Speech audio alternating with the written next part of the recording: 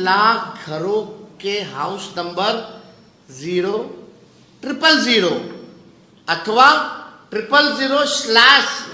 बाबत ये मजाक है क्या? सरकार ने मिलकर के अधिकारियों के सहारे वोट की चोरी नहीं की, वोट की लूट की, डकैती की। नमस्कार, मैं हूं दिवाकर त्रिपाठी और आप देख रहे हैं न्यूज 7 हिंदी। देश की सियासत में इस वक्त चुनाव आयोग चर्चा का विषय बन चुका है।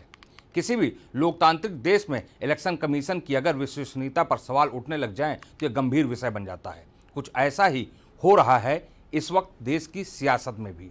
बीते कई सालों से विपक्ष के निशाने पर रहने वाले आयोग पर अब जरूरत से ज्यादा उंगलियां उठने लगी हैं और सबसे बड़ी उंगली नेता प्रतिपक्ष राहुल गांधी ने खड़ी कर दी है। इनकी स्केल समझिए,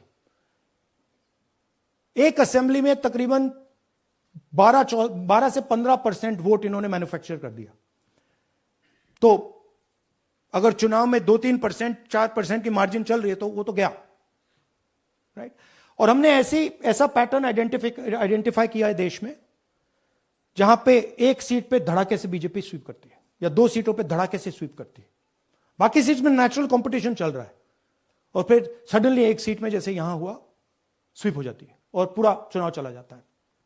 कांग्रेस जैसे ही आरोप राहुल ने इलेक्शन कमीशन पर लगाए, देश में एक नई बहस छिड़ गई।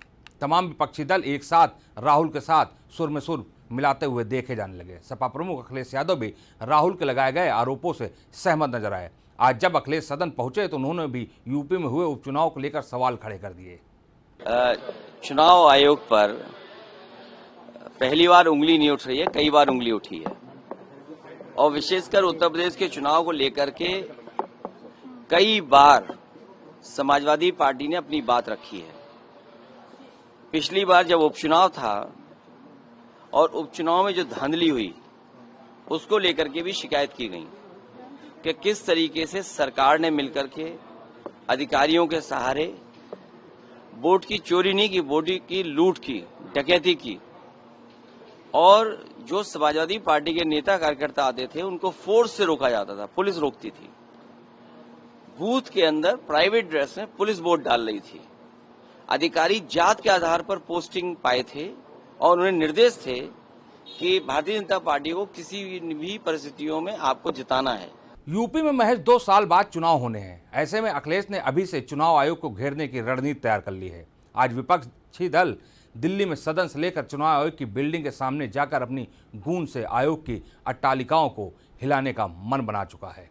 पूरे देश में इस वक्त चुनाव आयोग के खिलाफ विपक्षी दल लामबंद दिखाई दे रहा है। चुनाव आयोग पर उठे सवालों की चिंगारी राहुल गांधी की प्रेस कॉन्फ्रेंस के बाद से आग का गोला बन चुकी है।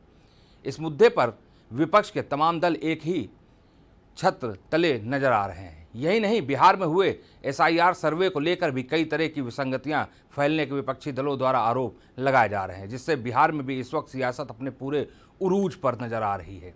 बिहार में 2 वोटर ID पर घिरे तेजस्वी यादव ने बिहार के डिप्टी CM पर भी सवाल खड़े कर दिए। दरअसल बिहार के डिप्टी CM विजय सिन्हा के भी 2 वोटर ID कार्ड निकलकर सामने आए हैं, जिसे लेकर अब बिहार के नेता प्रतिपक्ष तेजस्वी यादव चुनाव आयोग समेत बीजेपी को घेरते हुए नजर आ रहे हैं। बिहार में 3 लाख घरों के हाउस नंबर 00000 अथवा 000/0000 है। बाबत ये मजाक है क्या? मतलब 3 लाख ऐसे